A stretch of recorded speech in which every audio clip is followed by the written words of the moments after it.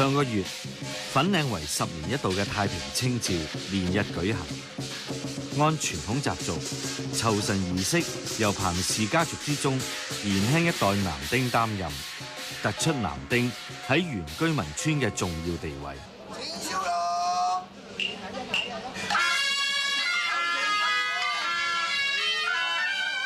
呢班80後、90後嘅原居民男丁，一出世過時過節就可以分太公豬肉，年滿18歲就有權起丁屋，享受各種利益。其實本身香港都係我哋原居民㗎啦，所有地都係咪先？咁我哋本身係原居民，咁啊有個丁權喺度，咁我哋梗係想快啲起到佢啦。咁始終越快越好啦。你哋市區人都中意住丁屋啦，係咪先？調翻轉啫嘛。政府喺上世紀70年代推行丁屋政策，到而家批出近36000間丁屋，但係類似粉嶺圍呢類新界原居民村，一共有600幾條。究竟有幾多原居民擁有丁權？究竟要預留幾多土地先至夠應付丁屋申請呢？政府喺呢方面從來都冇數字統計。呢項由港英時代留落嚟嘅臨時措施，事隔近半個世紀，隨住人口增加，丁權不斷膨脹，但係土地供應有限，丁屋政策已經逐漸變質，成為尾大不掉嘅包袱。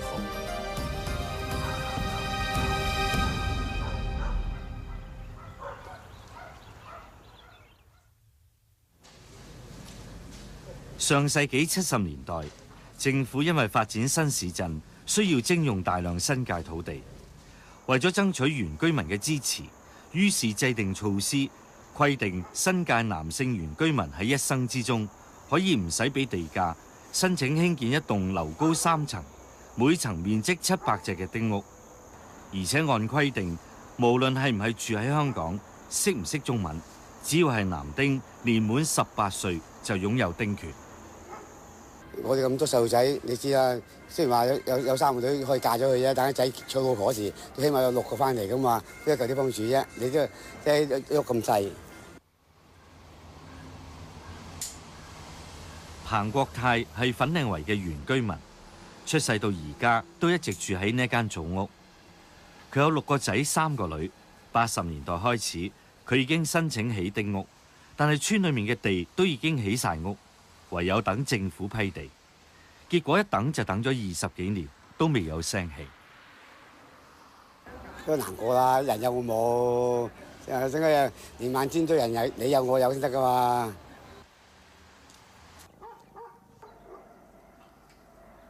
80年代，政府將新市鎮周邊嘅土地劃做鄉村擴展區，俾冇私人土地嘅原居民起丁屋。不過，後來政府又因為要檢討丁屋政策而將措施叫停。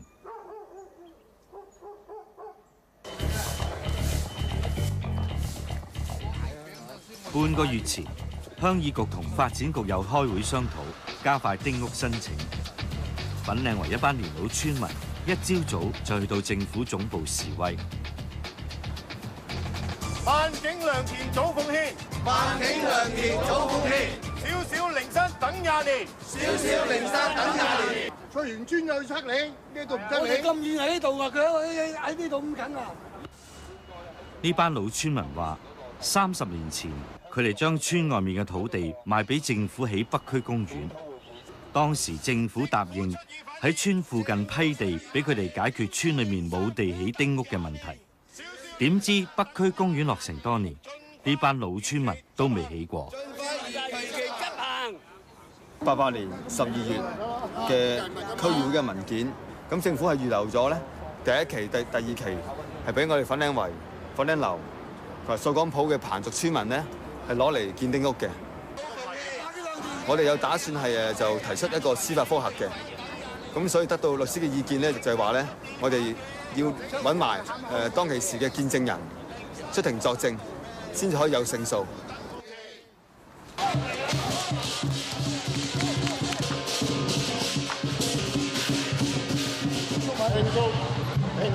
事一路成功，萬事如意。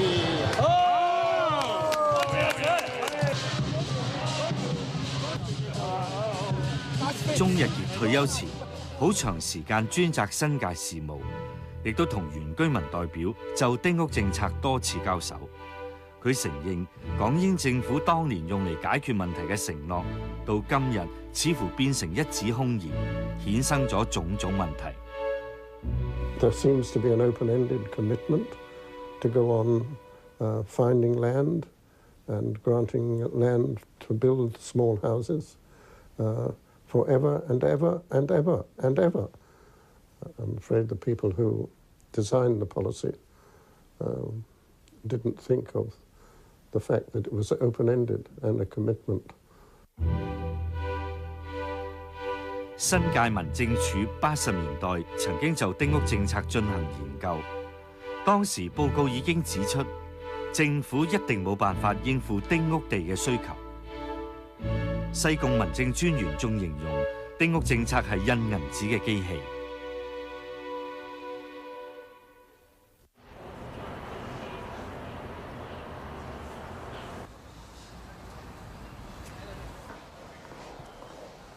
其實我個 life 其實同圍村好有關係，但其實我唔係原居民。陳國成係浸會大學社會系教授，專門研究新界鄉郊發展。佢喺粉嶺出世，自細就喺鄉村長大。呢條村咧，個村就係有一間好靚嘅2層嘅城屋。咁嗰時就唔知嗰啲3層嘅屋原來就係即係所謂嘅新界嘅丁屋。咁咪成日叫人起咯，叫阿媽起咯。政府話唔批啊。咁就知道原來即係臨時屋就係只能夠起2層。咁我哋見到啲人點解可以起到3層嘅咧？咁嗰時都仲未意識到呢樣嘢嘅，係去到大學時候，我開始即係揾一啲資料嘅時候，先知道，咦原來呢啲叫丁屋。其實唔係其他人唔知，係我細個嘅時候我唔知道呢啲嘢。咁去到大學先開始慢慢掌握到，原來咦我同佢係好唔一樣。村裡面嘅告示板不時有轉讓丁權嘅通告。陳國成起初都唔明白村民起丁屋點解唔揀自己條村，而要老遠去到第二度。有時會得意地覺點解咦佢唔係喺粉嶺圍起丁屋，係去咗咦其他條村，譬如我成日最見到去咗新圍，譬如去咗粉嶺龍躍頭。咁我問啲村民就係點解佢會喺龍躍頭嗰度起間丁屋嘅？咁佢話可能有塊地啦咁樣。咁但係我覺得係好少人會無啦啦喺嗰面地方有塊地㗎嘛。通常話呢啲人可能買咗丁權啦咁樣，即係買咗個丁權俾人哋起咁樣。新界原居民一直強調，基本法有條文保障原居民嘅合法傳統權益，所以丁屋政策唔可以廢除，丁權亦都不容剝奪。不過，丁屋算唔算係傳統權益呢？事實上，當年政府推出呢個措施，只係權宜之計。如果丁權屬於傳統權益，點解又可以隨意買賣呢？嗱，我唔排除我哋村係有啲丁權咧係賣咗去第二條村啊，但係呢個係無可奈何嘅，因為你都知道我哋村嘅原居民咧喺70年代開始咧已經向政府申請靈山擴展區嗰度噶啦，但係無奈一拖咗廿幾年，咁有啲好老嘅原居民咧已經過咗身嘅添啊。咁有啲年青嘅原居民，佢等咁耐，佢睇唔到靈山村仲有希望，佢可能甚至會將個丁權賣咗俾啲發展商，亦都唔出奇。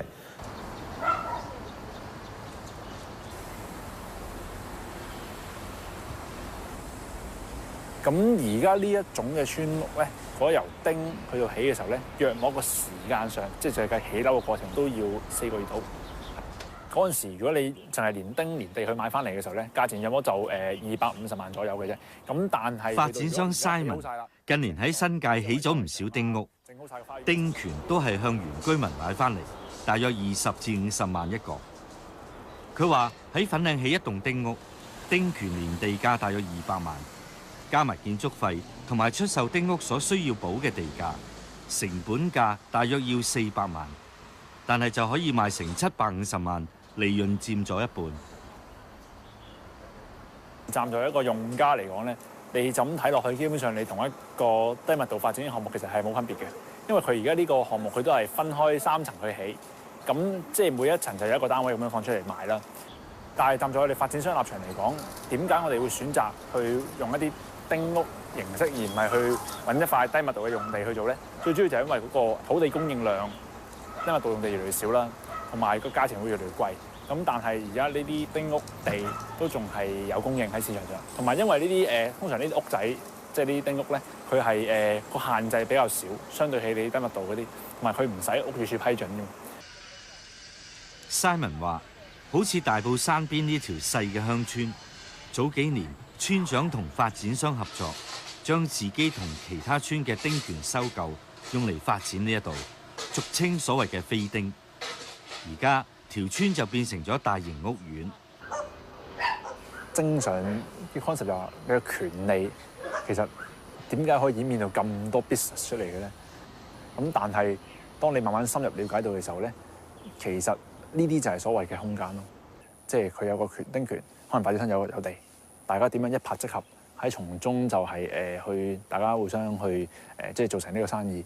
咁呢個就係亦都係呢個丁權衍生出嚟嘅唔同 business 嘅有趣嘅地方咯，我即係。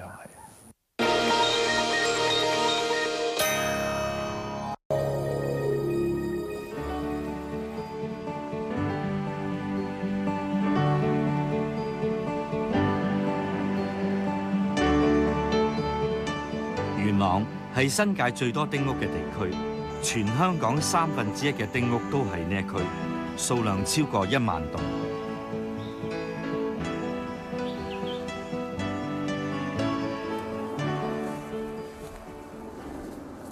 呢啲好明顯係一啲建築用嘅費，都唔通同我講話用嚟即係耕田咩？冇可能啦！呢個對啲喜愛鄉郊生活嘅李少文，1年前搬入元朗南生圍附近居住。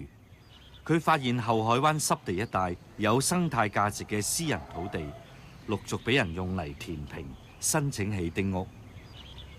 好多啲蘆葦床啊、啲魚塘啊，咁劃為一個係可以即係起丁屋嘅用途嘅時候咧，都會見到慢慢逐啲咁樣填下。